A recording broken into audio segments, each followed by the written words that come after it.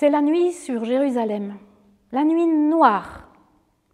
On n'entend pas grand-chose, sinon le pas de deux hommes qui marchent d'un pas décidé dans le noir des rues de Jérusalem. Et même, ils sont dans des petites ruelles, dans un quartier populaire.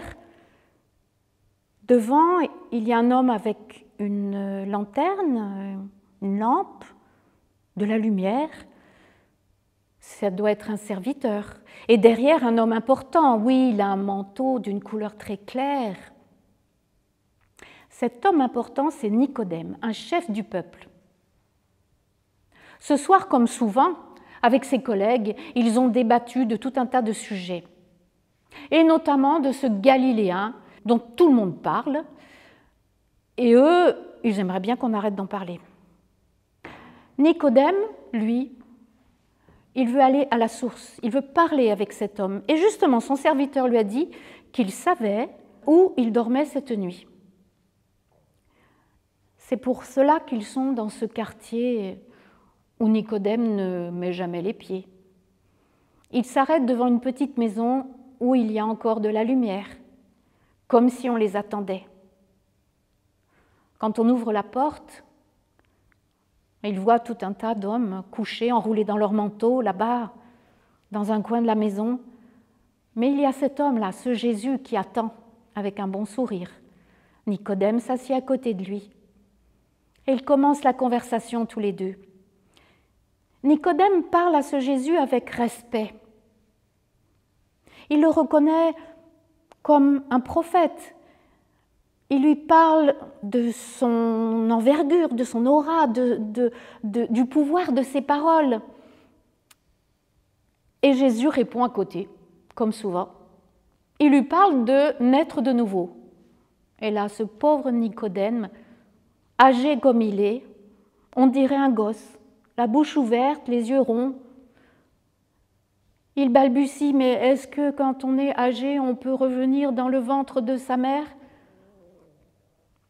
Une remarque de gamin. Mais Jésus ne se moque pas. Il comprend et il se met à sa portée. Il lui parle de Moïse, il lui parle de la loi. Et au milieu de son discours, il glisse une perle.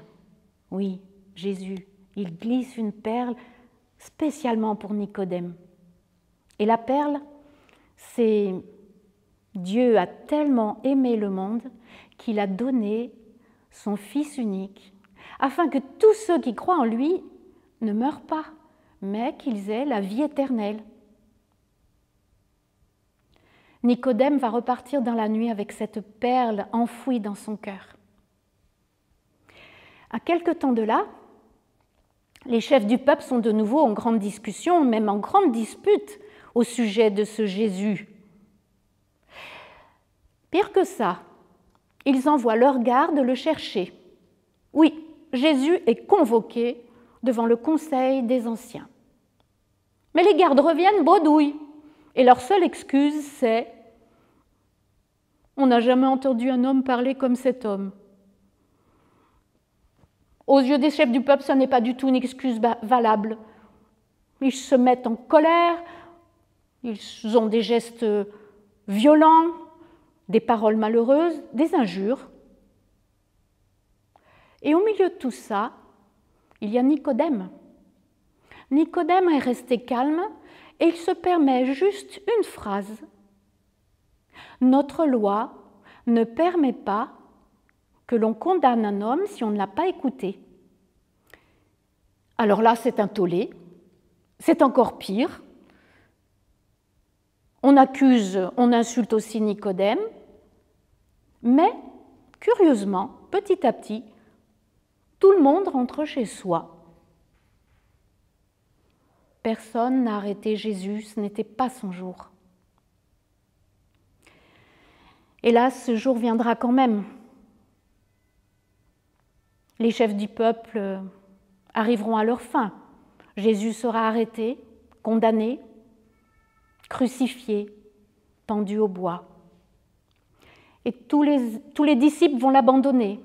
Il y aura bien quelques femmes, mais qu'est-ce qu'elles peuvent faire, les pauvres ?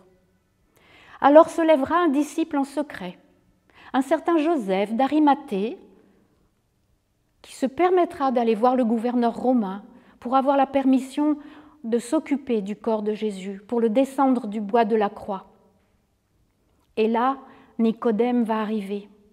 En parfait serviteur, il va aider Joseph à descendre le corps de la croix, à l'envelopper d'un linge blanc, mais avant de l'enduire aussi des aromates, comme c'est la coutume.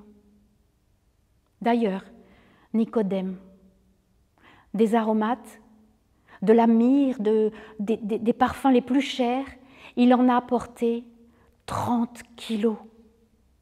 30 kilos. Le poids, enfin, c'est démesuré. C'est ce qu'on apporterait pour un roi. Voilà à quel point Nicodème estimait ce Jésus crucifié, à l'égal d'un roi.